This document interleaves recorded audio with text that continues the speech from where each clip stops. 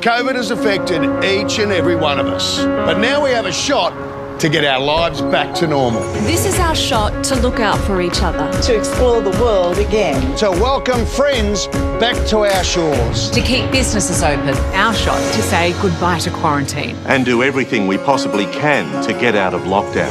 I've had my shot. This is my shot. This is my shot. Come on, Australia, let's get the job done. Start a conversation with your doctor about your shot.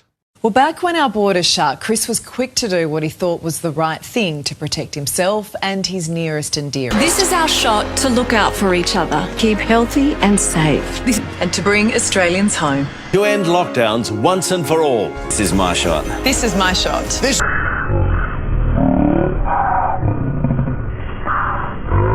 Start a conversation with your doctor about your shot. He got the jab, which he says destroyed his life. All our hopes are riding on a vaccine. Yes. You need to be quiet. He got the jab, which he says destroyed his life.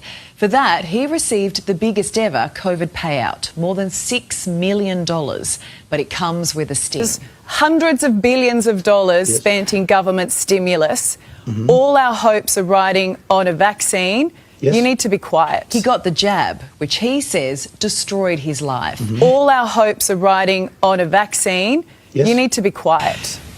Kathleen loves flowers, so much so she became a florist. To keep her shop open during COVID, she got the jab, but the side effects are devastating. This is my shot. 13 surgeries later, she can never work again. All our hopes are riding on a vaccine. Yes. You need to be quiet. 13 surgeries later, she can never work again. Well, if you don't want to listen to our most senior qualified I am immunologist listening in to this them, country, and I think you need to start listening to our scientists and our doctors, Craig. Our scientist is our most senior qualified immunologist in this country, Okay, Professor Craig. Robert Clancy, and you are not listening to him. I'm sorry. No worries, Craig. You're in a position of responsibility, and I think you're failing in that And duty. I'll continue to speak the truth and tell the truth. It'd be nice if you started. If the That would be media want great. to Thank you. misrepresent my position, I'm going to come on and I'm going to defend it. We because still haven't got an answer. I would like to take my medical advice from someone who is knowledgeable in infectious diseases, is an epidemiologist. Well, that's all. Well, you should It's listen. one example in of that many case, you should theories you- listen to Professor Robert Clancy. He's our most senior credentialed immunologist in this country. So that's who I believe we should be listening to. Look, and he has said, and I'll quote exactly what he's wrote. You've already quoted it, Craig. Well, no, I haven't. He also said here, this is very important. He said, from uncertain beginnings, an impressive database has more recently been accumulated that strongly supports the use of hydroxychloroquine and or ivermectin. Their use in concert with the vaccine, so this is not an anti-vax position, their use in concert with the vaccines can no longer be denied. In fact, this is the only science-based opinion. Now, they're not my words. That's not my words. That's not my study theories. you're referring to. That study you're referring to, because this is important. To any study. You are misrepresenting what I'm saying. I did my research, Craig, as you asked us to do. You need to listen for a moment. But hang on, ivermectin is a wonderful drug. You are right. If you have scabies or river blindness. You obviously haven't read. I'm sorry, you are not listening to our. You've got to listen to the science. You've got to listen to. Are you a scientist? Are you a scientist, Craig? I'm not. I'm not. I have just quoted the senior immunologist in this country, the most highest credentialed immunologist in this country. Now, are you saying that he's wrong? I'm saying the chief medical officer. Every global medical body in the world has rejected the use of those I'm sorry, that is incorrect. Craig. That is incorrect. But you know what? I actually didn't want to get you on here to determine whether or not what you're saying is true or not. But you know what? I actually didn't want to get you on here to determine whether or not what you're saying is true or not. But you are, I'm sorry, with greatest respect, you are making false statements that you are accusing me of. And I have a right to defend them. You know what? Freedom of speech is one thing, Craig. You said that everybody in the world, and that is simply untrue. The medical bodies in India use ivermectin. They have it in their standard protocol. Craig. I've seen a study recently published, a peer-reviewed study in the American Journal of Medicine that has a treatment protocol that includes both hydroxychloroquine and ivermectin. So to say that there's no medical body in the world that approves this, I'm sorry, is incorrect. Craig, what's going on at the moment? Because we still haven't got an answer. And there you are. I find that one of the most incredible pieces of video I've seen for a long time, and it brings back some absolutely horrible images of what happened during COVID. And I don't think most of us who were involved in that will get over it. I think the way people treated their fellow citizens, Australians to Australians, New Zealanders to New Zealanders, and who forget about the borders, anybody to anybody that didn't take that jab. It's safe and effective, and it's not. Most of us still have serious questions, and by the way, welcome to the Protagonists. Serious questions about how the COVID-19 disaster evolved and slammed into us just like a global tsunami of ugliness and murder and death. But none of us can get away from the conclusion that it would not have happened without the absolute collusion of mainstream media. While millions passed away or are just injured by the shot and suffer, they have eternal suffering from the circumstances forced upon them during the so-called pandemic. Look at Melbourne, the biggest lockdown city in the world. None of those responsible for the disaster have borne any responsibility. In fact, they get gongs. Yes, you did a great job in COVID. Only 4,000 died on your watch. Almond. Absolute bullshit, isn't it? And I apologise for this, but I think it was the tip of the iceberg for what is going to happen. In fact, most, if not all, have gone on to bigger and better things. Look at them. They got, I want a job with Pfizer. Oh, yeah. How many did you kill? Oh, a couple of dozen. Beauty. It's terrible. I'm laughing, not because it's funny, because it's probably true. Now, while we mull about just what to do to bring to the attention to the masses what happened and what must not happen again, and they keep trying. Oh, there's a new virus out there. Will it kill you quickly? Probably. Great. And many still strive, by the way, to obtain compensation for victims. Do any of us really believe a few apologies from celebrities in the mainstream media is sufficient to help the victims or assure us this will never happen again? Some do. Ostrich syndrome. True, we should not be preoccupied with retribution. Retribution. I think I am a little bit.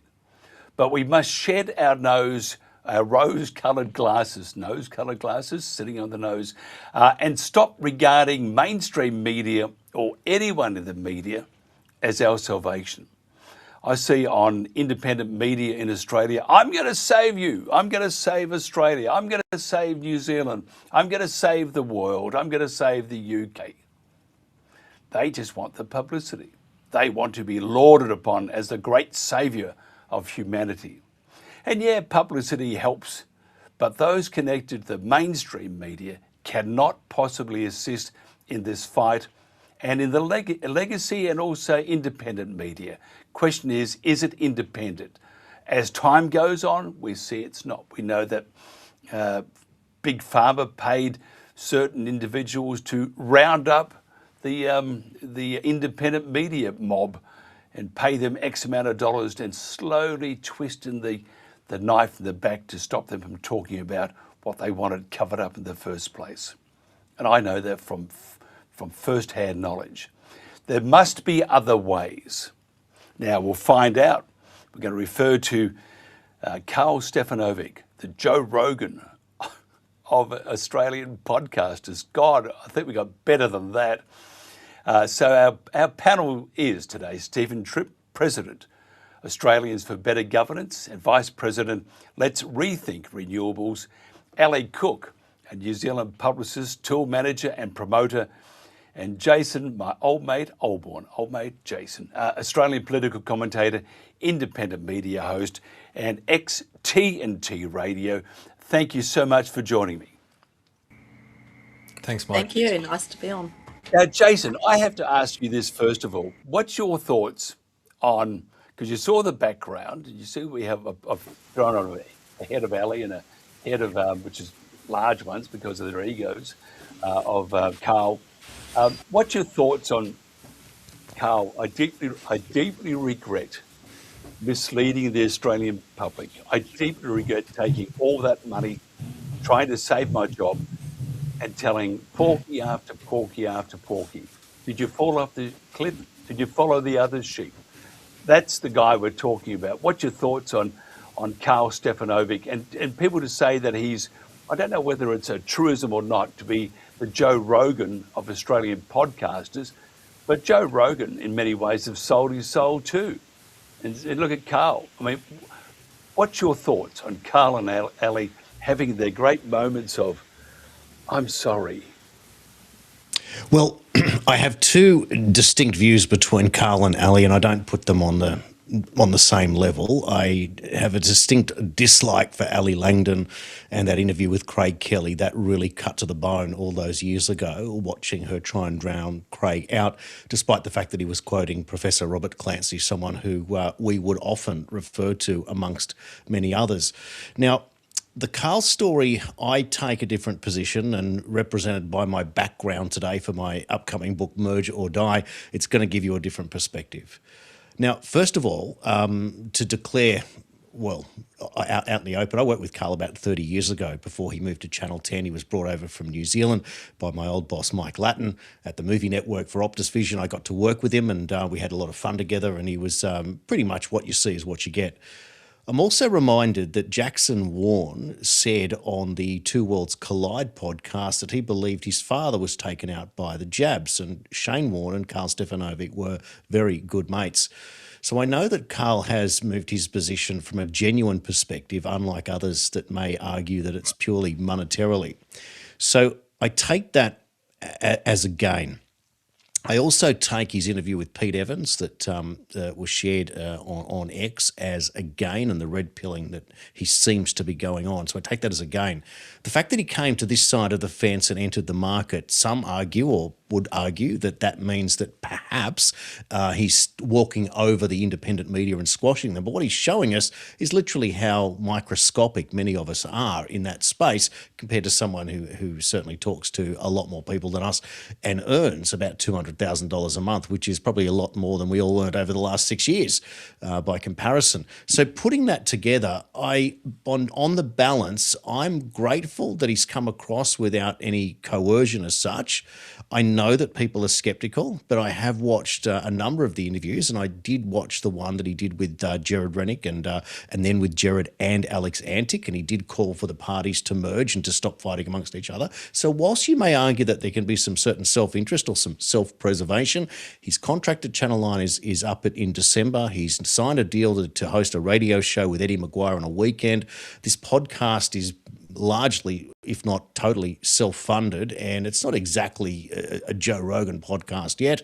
And Joe Rogan, for the most part, got Trump re-elected, or at least helped in doing that stuff, and then he sort of teeters on either side. But he is only Joe Rogan. He calls himself the clown or the jester or the fool, and Carl himself admits that he doesn't know as much than others otherwise would. But look, that just paints a picture from where I'm coming from. So I'm not prepared to call for his head or a pound of flesh or anything like that.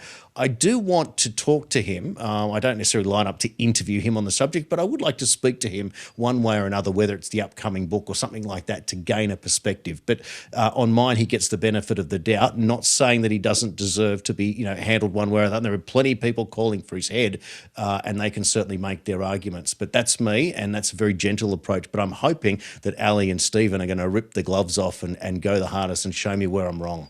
Well, I can tell you're wrong in the first place. So I don't mean to be rude to you, Jason, but you are entirely wrong. You have, and I think I'll talk to Ali in a sec in regards to what networks do. Now, to be funded privately, I highly doubt that, by the way, because he's zipping all over the country with a crew, producers, cameramen, all that sort of stuff, makeup, all that sort of stuff. That is done by networks. And I understand why they do it, because they want it to look really good. The reason why this is happening, if you look what happened to Piers Morgan in the UK when they let him go, I think it was with Talk TV at the end, and they let him go. But they encouraged him to go online because you can eventually look after yourself. So we have, and he's changed his tack too from when he was at Talk TV and the other networks before that. So if you look at what Carl's doing, Carl's just moving, ready to move sideways. But I have no doubt that the strings are still being pulled by those at Nine and his close associates. And as for moving into another area, I mean, it's like saying, well, you only killed 48,000 people to a murderer, but we'd really like you and we're glad that you're sorry. Too late, in my opinion, too late for Karl Stefanovic. It's absolutely too late. And as for Ali, the same thing. Oh, I'm really sorry, really sorry. Too late. It's just called backtracking, backpedaling.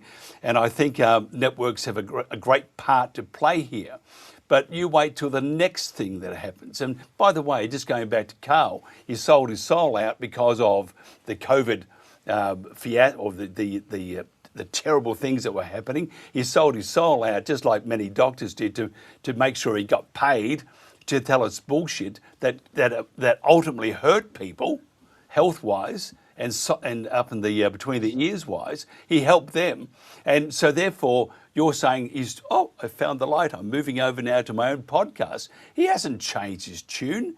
All he's doing is doing a different tact of it, but still paid by Nine, still pushed. He'll move again to another tact soon down the track, Jason. So I don't believe Karl at all is sincere. I think Karl is doing what they do in the media, and if he's being handled at all by any network, they're going to say, you need to move sideways. We're going to cut back your hours on maybe for the morning show. It may not happen, who knows, but at least you have another way of getting our word out, even though it's only nudging, it's only pushing through the mist of shit. That's what it is. So therefore, I think Karl, no, I don't think Karl is doing this because I'm sorry and I've seen the light, I'm going to be the great saviour. I think it's debacle, and anybody that says that they're going to save the world and I'm sorry for what I did and all bullshit. That's what I think. And as for Ali, I mean, the way she treated Kelly then was just appalling. Ellie, on Karl Stefanovic, I don't know if you know who or watch much of him in being in. I do. I've actually watched all the episodes, so yeah. I'm watching it carefully because, for me, it's in New Zealand we've had 4 major television hosts that have stepped out at various times that have either been fired because they did the wrong thing, like right close in the narrative, or have walked away and started their own thing. So we've got equivalents of him in New Zealand, if you like. And I guess I have every reason to not forgive, because I actually have an mRNA vaccine injured son who was convinced by their propaganda and the mandates, because he was going to lose his job, and he took one jab which put him in an ambulance 4 hours later, and he's been in ED maybe 14 times since then in the last 4 years. It's taken away the health of my 20-somethings, the latter half of his 20s. The health has been taken away. He still has ongoing pericarditis. So I have every reason to be angry at people like that, but because I work in the media, I realise that the power is the people like the producers, the heads of the networks. They're the people who call the shots. And so I guess those people like the Karl Stefanovics of the world are like the doctors who are deciding whether they should diagnose that vaccine injured person, or whether they should say they've got anxiety and shoo them off out the door really quickly, rather than be deemed as a doctor who diagnosed someone as vaccine injured, because that was a big thing here. I saw him apologise, and I don't know, it's hard to say whether that's real because I don't know him personally, but it's interesting. I did an interview yesterday with Duncan Garner, editor-in-chief, who is one of those ex-television people just like Karl is, and he's starting to dip a toe. He's got a political broadcast that's going quite well, a podcast, and yesterday having me on was dipping a toe for him. And it was interesting to see now in 2023, he tried dipping a toe by interviewing Asim Malhotra, but he'd just only come out of mainstream when he did that, and he got slaughtered online for interviewing Asim Malhotra, the cardiologist from England. So he hadn't had another go at talking to a freedom movement person until yesterday. So I'm trying to actually encourage those that I know that have come out of mainstream media to be brave up. And no matter what you said in the past, actually, I think our social fabric is ripped. It's ripped because of what people watched on mainstream media and the fear that was pumped into them. I'm all about how do we repair the rips in the social fabric? How do we repair the people who no longer speak to their friends anymore, who no longer speak to family members because they ostracised people because of their vaccine choice? And I'm not vaccinated myself. I had other musicians remove bodies of work from Spotify because they didn't want to be associated with me. So I've suffered that for standing up, and suffered because I've got a kid that's vaccine injured. But I guess the question is, if they're stepping away from mainstream media and their apology is genuine, or they're trying to give a genuine apology, should we leave the door open because they have the power to convince more people to just wake up to what's going on? So that's my kind of thoughts on that. I'm not forming an opinion either way as to whether it's genuine, but I do like to see them actually come out, because I do know they're the same people that influenced people like my son to get vaccinated, and they had pressure on them as well. So I had a good conversation with that yesterday with Duncan before I went on, a good 40 minutes before we went into the recording, about the sort of pressure he was under from producers if he so much as said the wrong thing that was against the narrative.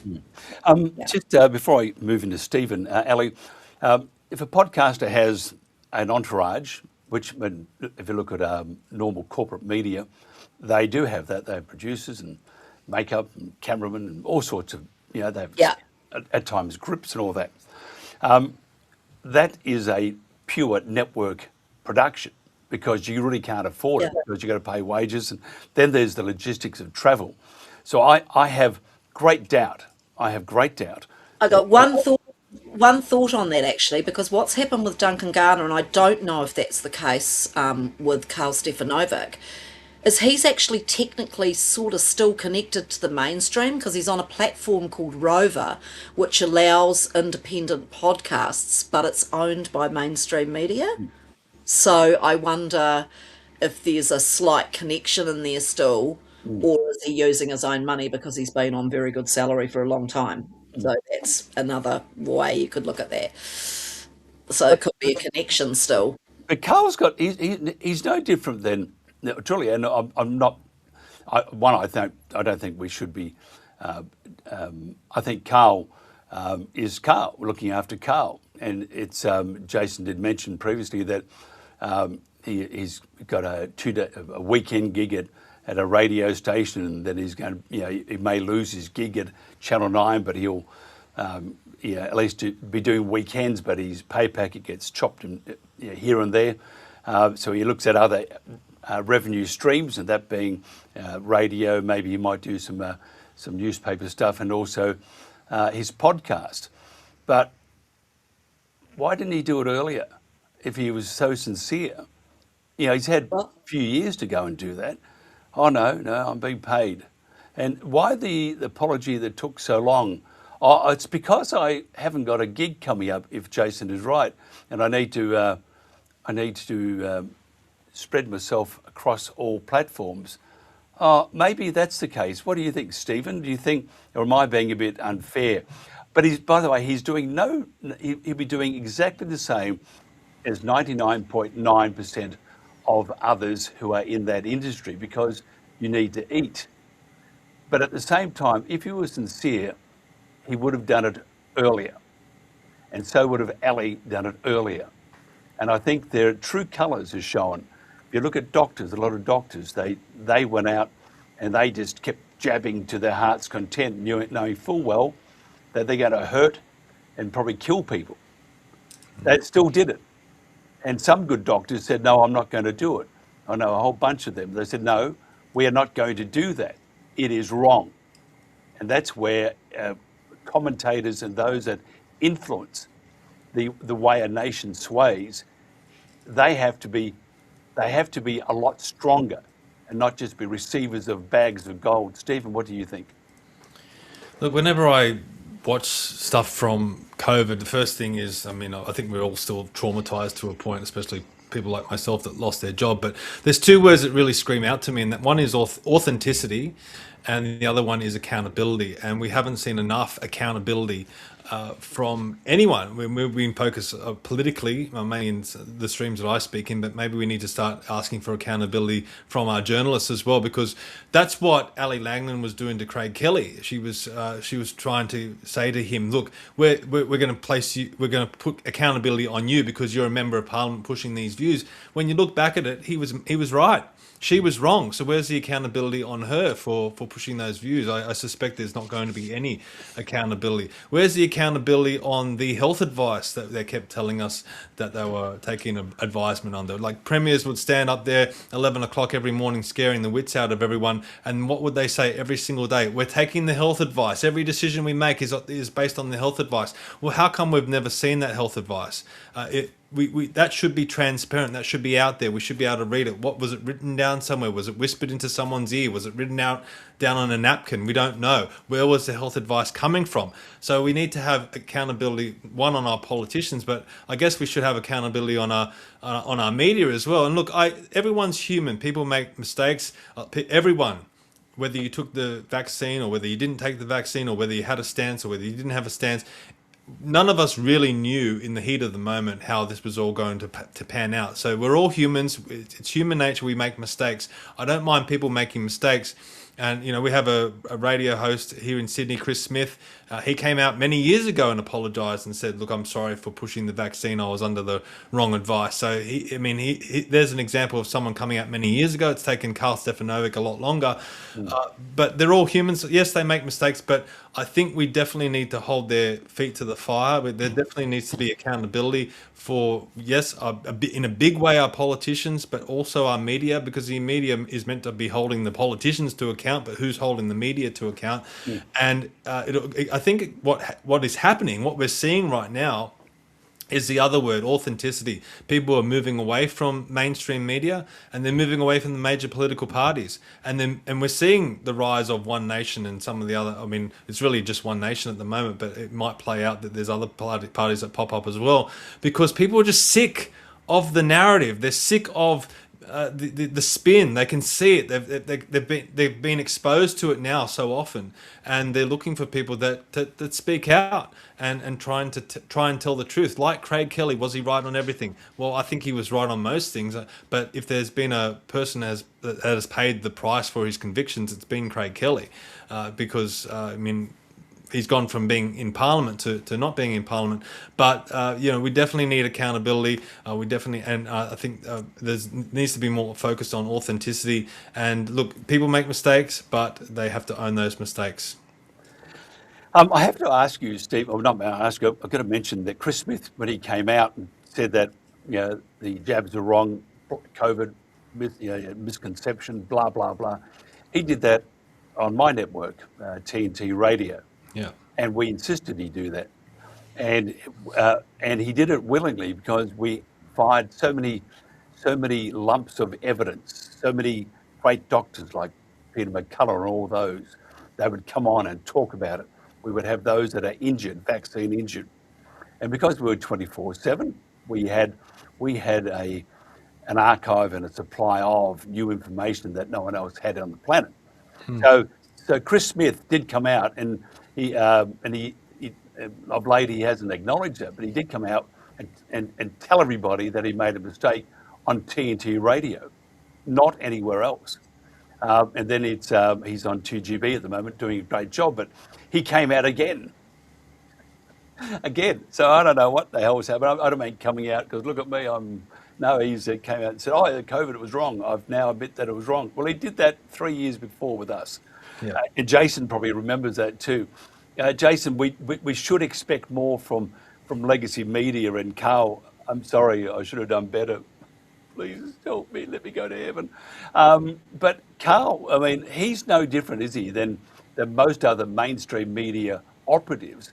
If they buck the system, now there's a reason why they won't, but if they buck the system, they'd get fired because, you know, you have a directive from upstairs and the directive says, you must promote this.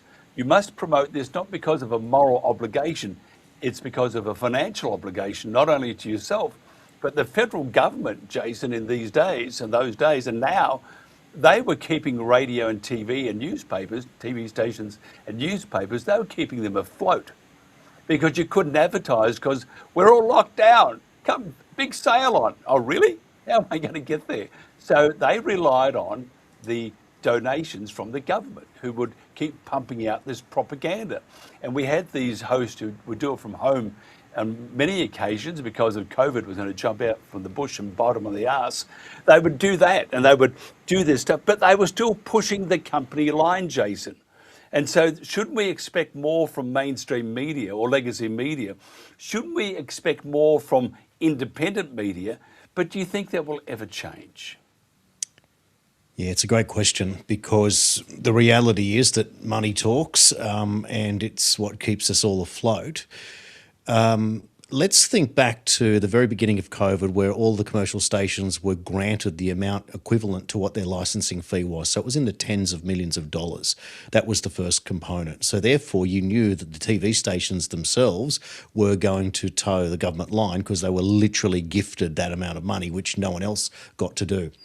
Now, Carl did come out in one of his shows, whether it was the podcast or on the Today Show, and said, no one ever told me ever at Channel 9 what I could, over editorial control, what I could or couldn't say, apart from a McDonald's campaign where they said, just go a little bit easier on the Maccas. Now, he said that, whether he said that tongue-in-cheek or not, the fact is, he said it, and that's a question that you would certainly hold him to account if you asked him that question. But Jason, I've worked in major market radio stations and all over the world. And when they tell you, when you have got one income, government, when they say you must not upset the advertiser, whatever you do.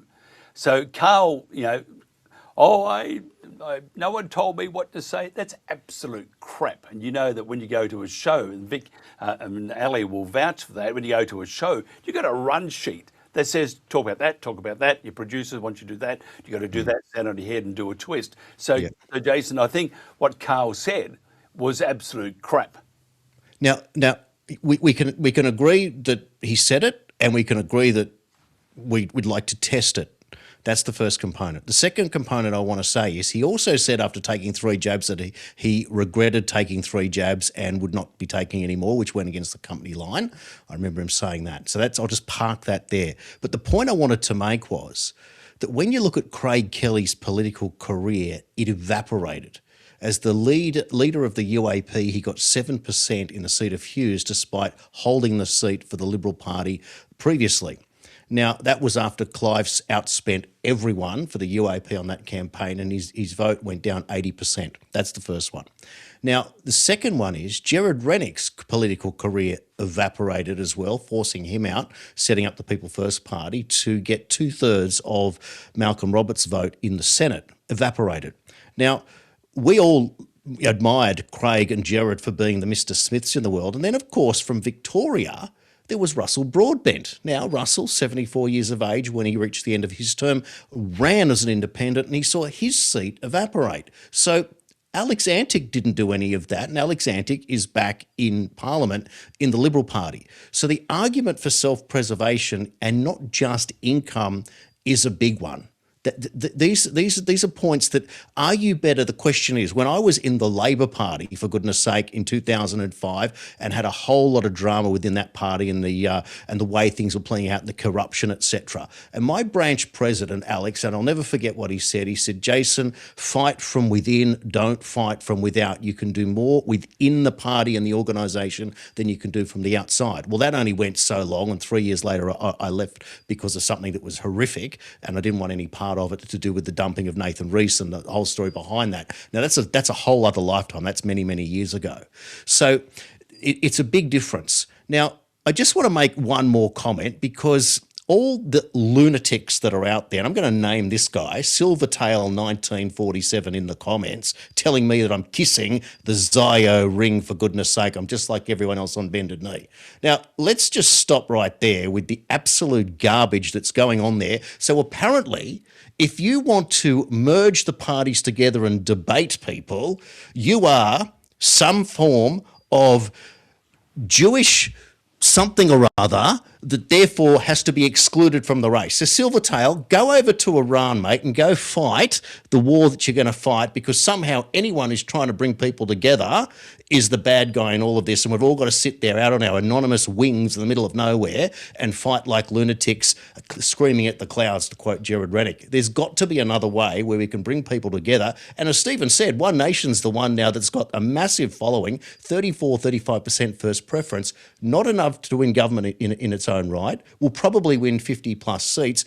Who in One Nation is qualified to take on the two oppositions parties of Labor and the Liberal National Coalition if and when they become the true opposition? How are they going to debate? They need the Craig Kellys of the world in that party. They need the Russell Broadbents. They need the Jared Rennicks, and they need a new fresh blood of people who've done the hard yards, who are going to be able to hold their own within the system. And poor old Craig, who got trounced in that interview and never, ever, ever gave up. But when he ran for the Libertarians, got less than 1% vote, basically anonymous at this point. And had he stayed with One Nation, which he couldn't at the time, he probably would have been elected senator for New South Wales in the 2025 election and could have been back in the parliament. And there we go. Yeah, Craig Kelly is one of those people who actually put his neck on the line, and I have a great admiration for Craig Kelly. We had many hiccups trying to connect him in his car, though, but he's a magnificent person, and the way Ali Langdon spoke to Craig, will you shut up and just listen and basically piss off? I think that was just disgusting. Ali, networks aren't going to change, are they? And when Carl says that no one tells him what to say, that is an outright porky, because in the contract somewhere, if the contract says stand on your head and swivel, you'll do that. And the money he got, I think it was a couple of million a year, at least. They're not going to say, oh, you go out there and say what you like, especially when you have advertisers that are very sensitive. And at the COVID time, there were no advertisers, and the only advertiser was the government, who were paying the TV and radio stations to stay on air. So you can't upset them. Do you think mainstream media or legacy media, and now independent media, a lot of those have drunk the Kool-Aid, do you think that it will ever change, or do you think that we're going to get worse and worse? And Jason mentions which we won't talk about because we're here all night, talked about the Iran thing. As with COVID, as with the war between Russia and Ukraine, as with the war with Israel and Gaza, you have a thing called information operation. The information operation is working well over time.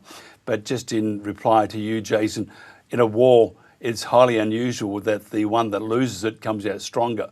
And that's what we seem to be seeing at the moment with Iran. And as for starting it, I mean, in a contract, looking for peace in a contract, you have to have that trust with one another. The trust is obviously not there from Iran's point of view, because they've been bombed many, many times from the US. And if you look at the chap, I can't think of his name right now, the guy from the leader of Hamas, he was invited over to Iran, and remember his bunker or his house was blown up. Well, that was a joint operation between Iran, Israel, and the US. They all knew what was happening, and they invited this poor bugger to, you stay on the house on the outskirts, really nice place. And he got annihilated. So no, the information operation is working overtime, Jason.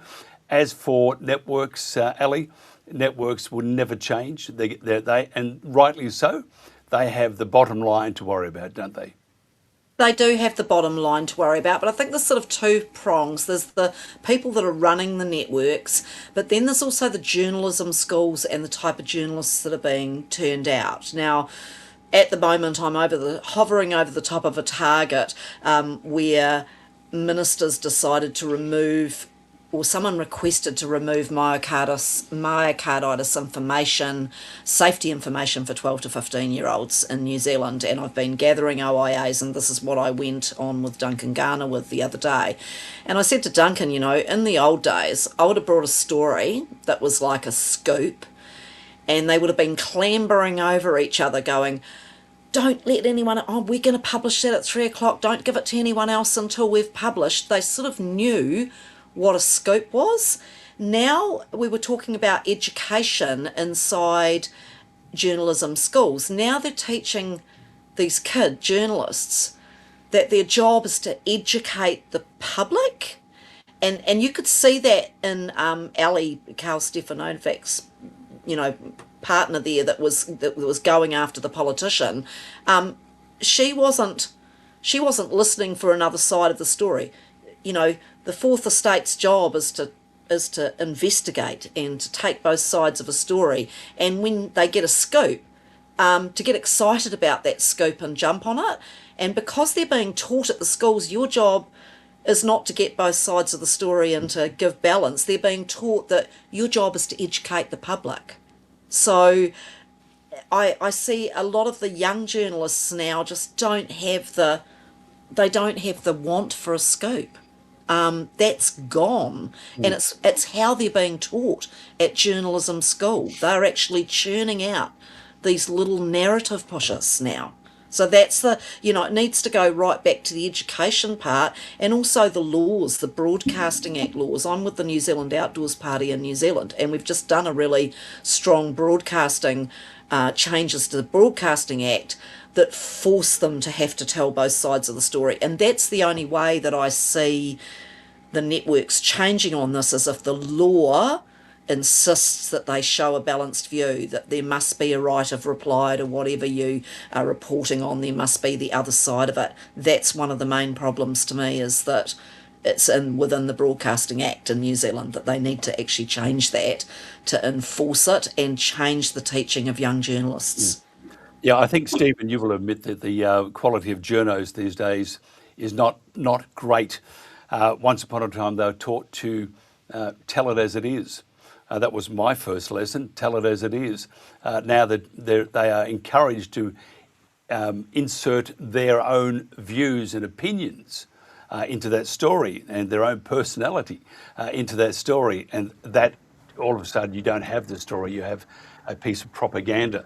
But the quality of journos is pretty average, I think. But again, though, you can't blame the journo in many cases, because if the editor at the newsroom or the station manager says you must not talk about that because it's not what our audience wants to hear, or it's not the truth, you can't blame them, can you? So how do we make the storytelling from the media more truthful, telling it as it is, if they're encouraged not to do that? Look, I think what's happening is the free market working in real time, and people are moving away from the mainstream media, and they're moving to podcasts like this. It's happening more in America. Australia's always well behind for whatever reason, but that's what's happening. People are moving away from the mainstream media, and it's about the word that I mentioned before, authenticity. People are desperate for authenticity, and so they're not listening to the Fox News anymore. They're listening to Joe Rogan. They're listening to some of the other podcasts out there that actually have people on for long form discussions about things and try and flesh things out and try and get to the truth. And one of the things that drives me crazy, Mike, when it comes to the COVID period, is that for the people out there that refuse to take the vaccine and were honest enough to say, no, I'm not going to take it, no one has come up to them. No one has come up to Craig Kelly and said, how did you know? How did you know not to take it? How did you know to resist it? Why, Craig Kelly, did you put your whole political career on the line and sacrifice your political career for this one issue? Carl Stefanovic should have Craig Kelly on the show and say, look, mate, I was there when that interview happened. Obviously, we were in the wrong, but I'm not going to focus on that. All I want to hear is, how did you know? Who are you listening to? Where were you getting your information? And really flesh that out. That's what should be happening. That's what the media should be doing. That's what real journalism is. fleshing out the truth and getting to the bottom of things. But that's not happening. And I mean, while all this is happening, while we're talking about all this stuff, while we're focusing on the politicians and the media and having these discussions, there's something that's happening silently in the background, and that is the impact that it's having on everyday lives of people right around the world and here in Australia. It was only last night at work where I heard the story about a 41-year-old who's just had a stroke from, you would assume it would be the vaccine, because 41-year-olds didn't have strokes not long ago, and suddenly now they are. So what has happened? How did we get to this position? And we're seeing the excess deaths continuing to be high. There are a lot of people out there that have suffered myocarditis or pericarditis or other health effects. A lot of people say, look, mate, I just don't feel right after I took the vaccine. They've had health impacts. Some of them are subtle and they don't talk about them. But that's the silent thing that's going on behind the scenes. And that's what the journalists should be focusing on. They should say, look, we got all the health advice from the health officials at the time. Obviously, that might not have been completely correct. Let's go and see what the actual impact is. And that's what they're not focusing on. And independent podcasters, generally like yourself, Mike and Jason, you guys are focusing on that stuff. I focus on that, on commanding the narrative. And I think there's a hunger for that information, because people are out there going, look, I listened to the mainstream media during COVID. They led me down the wrong path. They haven't really shown any accountability for that. They haven't tried to backtrack on their views or try and sort where the truth really lies. They haven't done that. So let's go to places where we can find that. And look, as I said, it's happening a lot slower here in Australia, but it's definitely happening in America. That's why you've seen the mainstream basically die on the vine in America, and the rise of big name podcasters. There's so many of them now, and it's only a matter of time before it comes here. Maybe Karl Stefanovic has seen that. He's definitely got a battle with his credibility. People are questioning his motives, but I think he's got the attitude of crash or crash through, and we'll have to see how that plays out. Jason, you will agree with me. We are in a state of war or chaos in brackets, and if you look at you and I just had not a disagreement. We had a varying opinion on the war in the Middle East, and you and I would probably differ in the what's happened in Gaza and Israel and so forth. We're allowed to do that, and we do it, I think, with respect. However, they say in war, and it is a war because there's a war with farmers. There's the chaos created because of what's happening to them and the obliteration of human rights with those in the land. And you look at the Middle East, the entire disregard for human life, and that is pervaded right around the world. They say in war, the first victim is the truth. Do you think that we are in a state in our own minds, throughout the world, that we're in a state of war? That includes legacy media and independent media. And as I said before, they say the first victim of war is the truth. Do you think the truth is no longer important? And if you look at all the podcasters, I'm always quoted that I said this once, that people really don't want the truth. They want their version of that opinion, which they often call the truth, but it's not. It's an opinion that they want to hear. And so those that follow Joe Rogan and those that follow Karl Stefanovic and those that follow the others, they don't want the truth. They want what he is saying. And then I lead to the next thing, Jason, a couple there for you, the truth. And the other one is, are we going down a path that the truth is no longer required, and that we're all becoming all of a cult status, that we are following that podcaster because that one says that that Martians are amongst us, and that one says that Donald Trump's got 10 heads, which is true, by the way, and all these things. So do you think that the truth is suffering, and do you think that people really don't want the truth anymore? People really don't want the truth anymore. They want to get onto the bandwagon of the person who supports their bias. That's it. There is nothing more. And we can go back to Ronald Reagan when the laws changed with the media to take away as Ali explained, the presentation of both sides of an argument, letting the viewer reach their own opinion. In the phone hacking scandal, when Rupert Murdoch faced the court, he said we experimented with the idea of presenting our news from a left-wing position, and we noticed that our audience shrunk. It virtually evaporated, so we went back to the right-wing argument. And when I first heard that some 20 years ago, I thought, what? Isn't the news meant to be balanced? Well, clearly it's not. And so opinion programs come about and shock jocks, etc., and that's where we go. So we now watch the news as if we're watching the State of Origin football game. We choose a side, whether we want the Blues or the Maroons, and we go with that way. I know it from personal experience on certain topics. When I was doing COVID ad nauseum before the TNT days, massive audience, I would change it up to go somewhere else and test things out, and the audience would certainly change. And then if you said something that was against it, you would lose more of your audience, and then you would see where that audience would then go to somebody else who was peddling certain things. And when I say peddling, it becomes a level of misinformation where the bias is ad nauseum, banged on the head, bias again, bias again. And the biggest subject is, without any doubt in the world, it is whether you are pro-Israel or anti-Israel, and whether the anti-Semitism seeps out or not. And that all goes back to the great Q post, dare we say it, saving Israel for last for a reason, a very specific reason not mentioned here. And you can trace it back to that post, and it has been seeping out ever since. No one wants to get down to the bottom of it. But I will say this, that when you follow the clandestines and the Amuse and those guys are saying the same thing. Iran is about the nuclear dust, and if that dust determines that that uranium is uranium-1 and off US soil, then the whole world changes in that moment. And that may well be the punchline to the Iran movie there, which is the Iran war, to put that one there. But again, it comes down to a truth, whether or not you want to believe that or whether or not you want to bring your bias to the table. And I do just find it odd that we have suffered immensely, all of us in the pro COVID autonomy debate, going back to the late great Dr. Zev Zelenko, who a video is circulating on Twitter at the moment, or X as it's now called, from 2022, where he says COVID, like Marburg, Ebola, and hantavirus are all single-strand mRNAs, and they are solved with a zinc ionophore protocol, which was when you used either hydroxychloroquine or ivermectin or quercetin alongside your zinc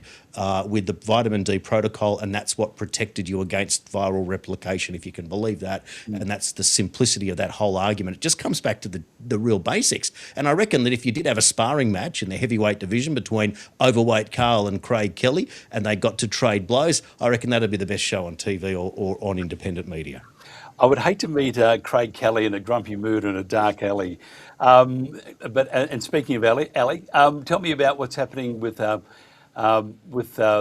stories of the injured from, I think, Health Forum New Zealand, and the docu-series that's out at the moment, and who funded it? Well, it's people funded. It's called The Tribute New Zealand, and it's basically little 20-minute sections of vaccine injury stories that are just basically the person. So it's just their story rather than a lot of experts talking. They're basically testimonials. It's testimonials of what has happened to people, and yeah, it's worth looking at. So you just go the Tribute NZ if you want to take a look at that. And we're just getting those stories out where we can. I think we've filmed about 20 now, and we're about to do another session doing that.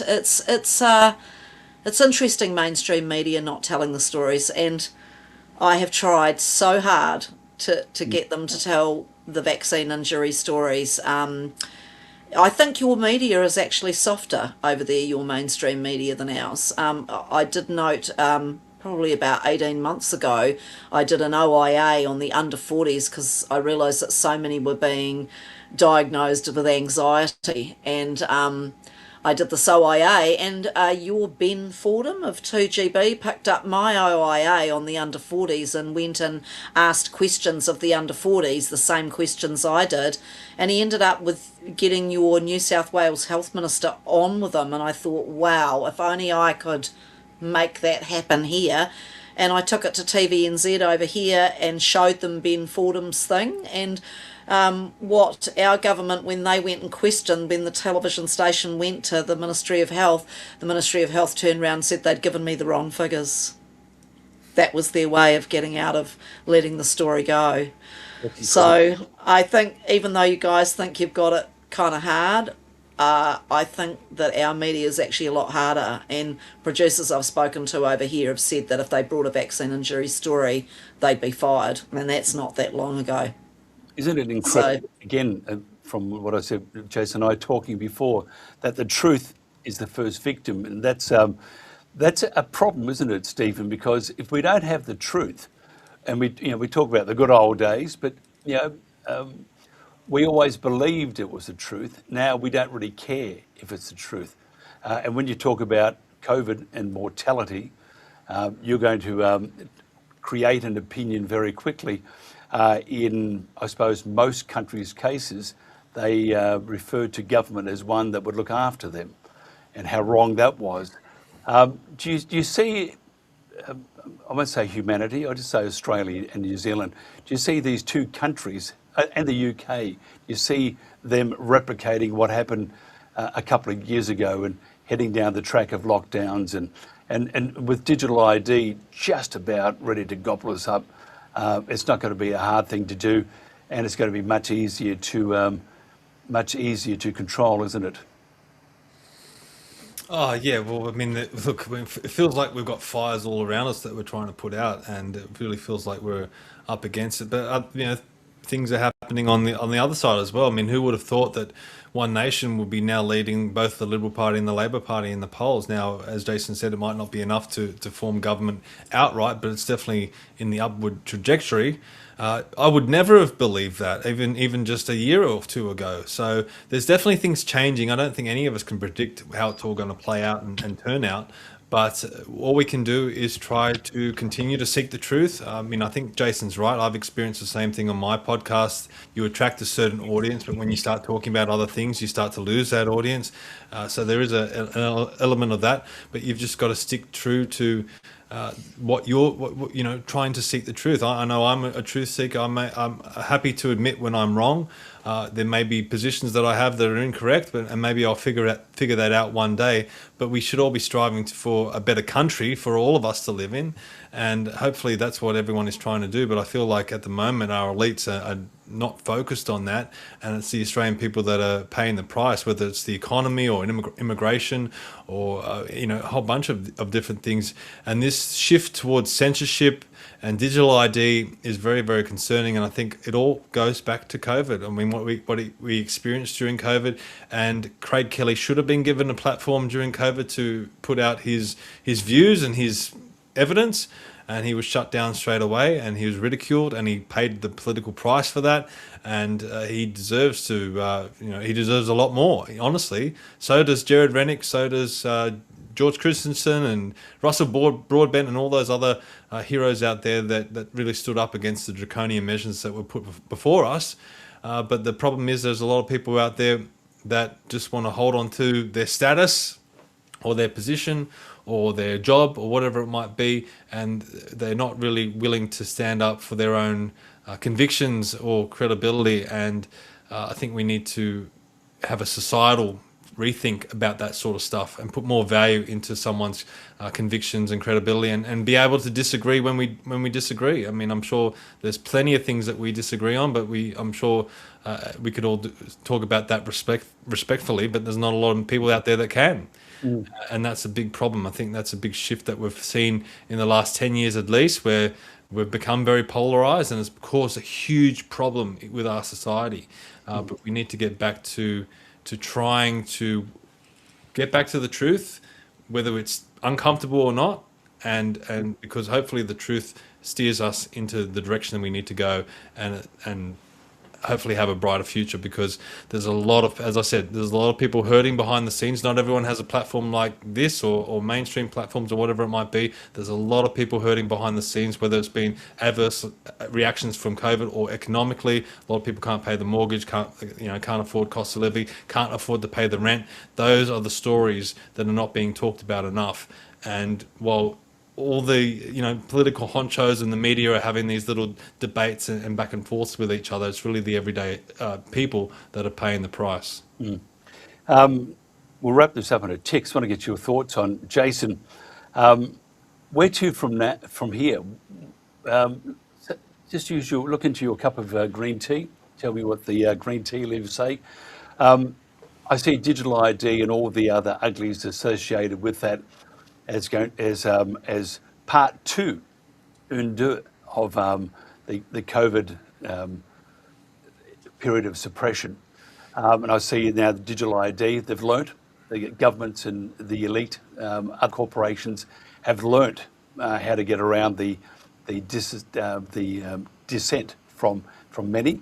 And they are going to marshal their forces, I believe, and you're going to, when they say if you don't have your digital ID, you cannot exist, similar to what they said about COVID. Don't get your injection, your jab, you are not allowed into the workforce. But by the way, it's not a compulsory requirement to get it.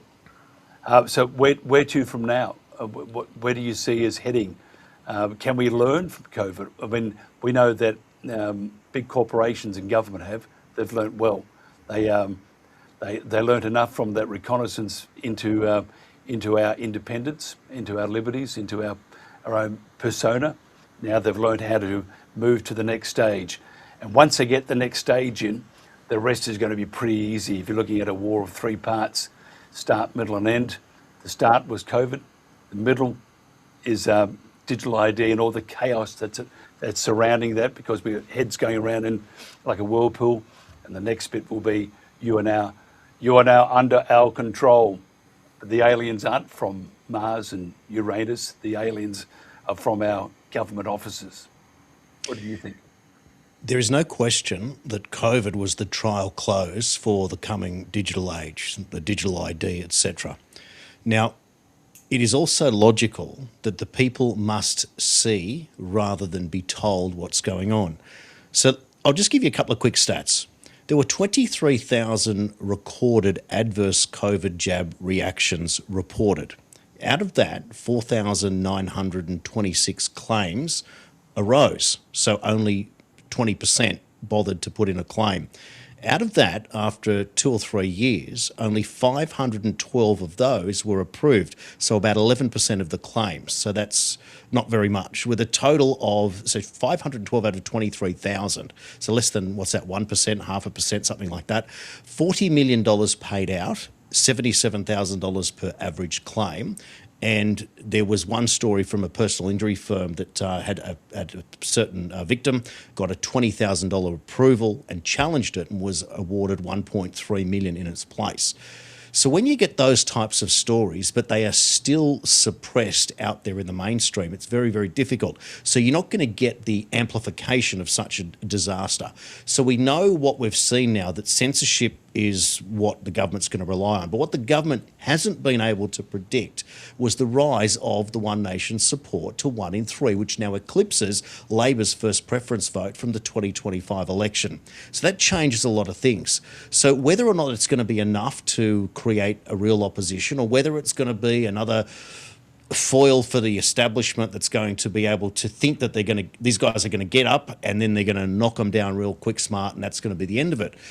But it's the way that these things are moving, the same as what we saw in the recent UK council elections, the same as what we're seeing in the endorsement. Trump's had 101 endorsements, all 101 were elected or got their nomination, etc. So there is a rise and a rejection of the way that the establishment works. There is a rush, and artificial intelligence is panicking many people as well, because the fear that jobs will be lost. And it's quite incredible what you can actually achieve using artificial intelligence already. And we know that we're not even at artificial general intelligence or artificial super intelligence that's certainly coming and around the corner. So what is left for us? Was COVID the great trial close for the great cull?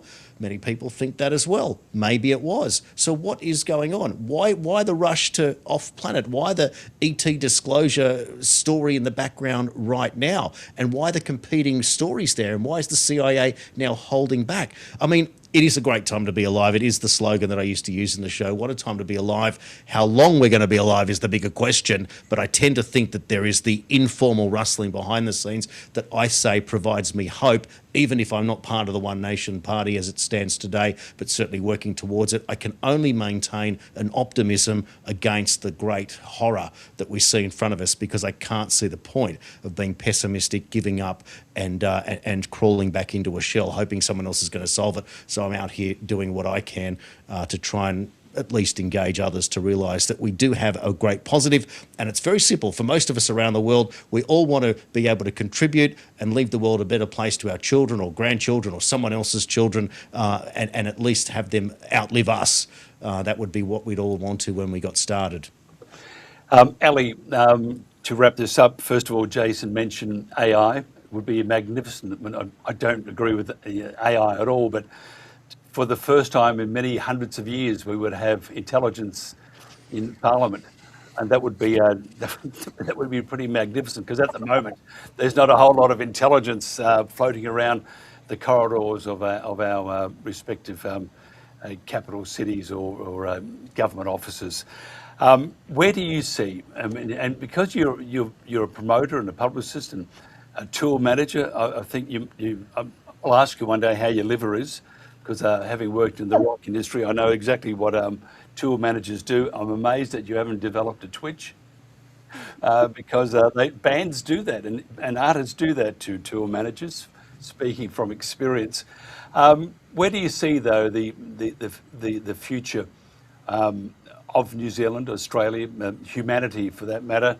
Do you think COVID was Mark 1, Mark 2 is digital ID, Mark 3 will be all the other things they haven't included into the first phase and the second phase, and then once you get past digital ID and digital, we're stuffed? Well, I've been in this game for a long time, so I was very suspicious of vaccines when my children were born 30 years ago, so I've been following the shenanigans of Bill Gates for a very, very long time. So right now, for me, there's more people awake than there were back then. So I hope that through podcasts like this, through changes that we can make in media and communications, that more and more people will wake up, because their biggest enemy is actually us. And if enough people wake up and say, no, I'm not going to do that. And I look at England, where they brought in the mandate over in the UK for the doctors and nurses, and they just went, no, we'll walk out of your hospital. We're not doing the vaccine. And they dropped the mandate for them because they all stood together like glue. We need that on a global basis. We need lots of people to wake up. And the more people that wake up, the more chance we've got of standing up, because their greatest enemy is the power of the people. And Stephen, tell me your thoughts on, you have to look into your, do you drink coffee or tea? Look into it. Tell me what you see. Are we doomed, or is it just a malfunction of my brain? You are so pessimistic. Every time I come on, you're always talking about this doom and gloom that's going on. Not on. a light at the tunnel. It's bloody insane. We're all dead, according to Mike Ryan. Look, mate, I'm far more pessimistic, but we definitely need to hurry up. And I think Ali's correct. The masses, or the elites, do fear the masses. I mean, and that's because the power is with the people. And we definitely need a revolution of thinking in this country, and probably other countries like New Zealand and the UK as well. The group that I'm part of, Australians for Better Government, we put out a press release today calling for citizens-initiated veto. So that was something that was put forward by John Ruddick, of all people, from the Libertarian Party, when he spoke at one of our events. And what it is a mechanism similar to citizens-initiated referenda, where if you get enough of a groundswell of support from the everyday people to repeal legislation, then there's an avenue for that to happen. So if the people push back, say for example a digital ID is passed and enough people say no, we don't want that, we never asked for that, it was never taken to an election, that's when citizens initiated veto would kick into place, and it would go to a public plebiscite, and the people would have the option to repeal that legislation or not. We talked about that because we've seen so many broken promises in government at the moment for many years, and only recently Albanese and Jim Chalmers were out there so often saying we're not going to touch capital gains and we're not going to touch negative gearing. Or what have they done? They've gone and meddled with it, and they haven't taken it to an election. The Australian people never asked for it, they never agreed to it, but they've done it anyway. So that's where citizens initiated veto would come into play. Now we need to start having discussions about that sort of stuff. No system is perfect. That's why we call it Australians for Better Government. We don't call Australians for perfect government, because you're dealing with human nature, but we need safeguards against human nature, and we need to do a lot more in that space. I mean, I'm completely shocked and horrified by the fact that Ralph Babet introduced a bill into Parliament to call for a referendum for free speech, and the other senators voted against it, voted it down. They were against it. Like, how could you possibly be against putting forward a referendum where you ask the Australian people whether they want to enshrine free speech in the Constitution? The politicians should say, yes, let's give the people of Australia a choice, and let's hear what their view is. So we need to, as I said, we need a revolution of thinking in this country, and we need to start thinking. We need to start getting ahead of the politicians. We can't rely on the politicians anymore. There's no one coming to save us.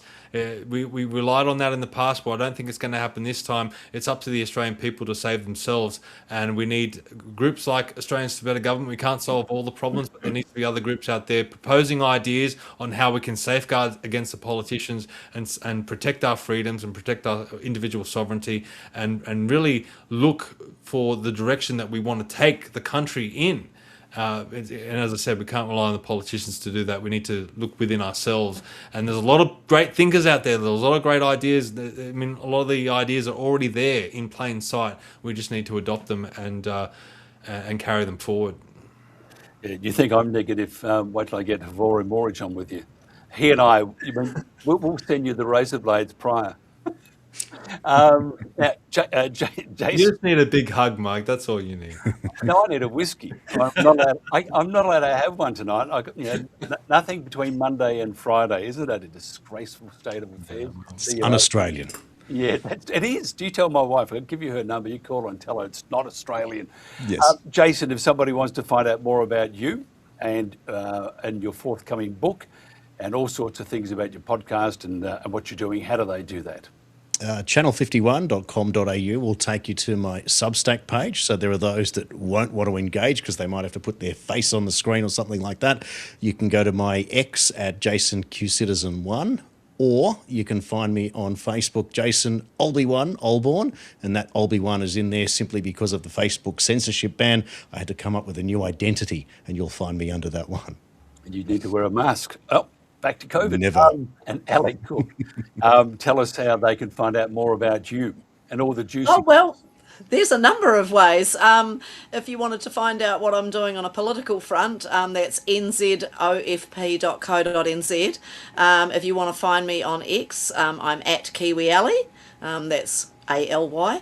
And if you want to find me musically, I'm alicook.com.au.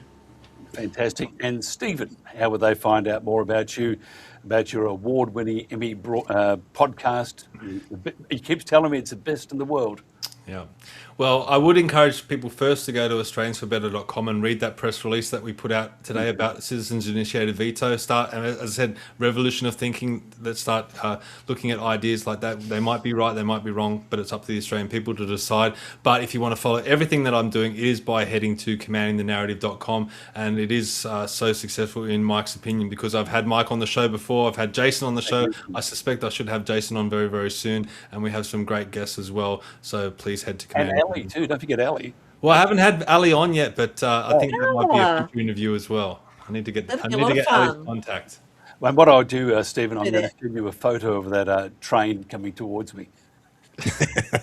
Make sure it's the right picture, otherwise I may get locked up. Next time I'm on, I want to see flowers behind you on the screen. I don't want to see like death and destruction. Like nice flowery fields or sunshine.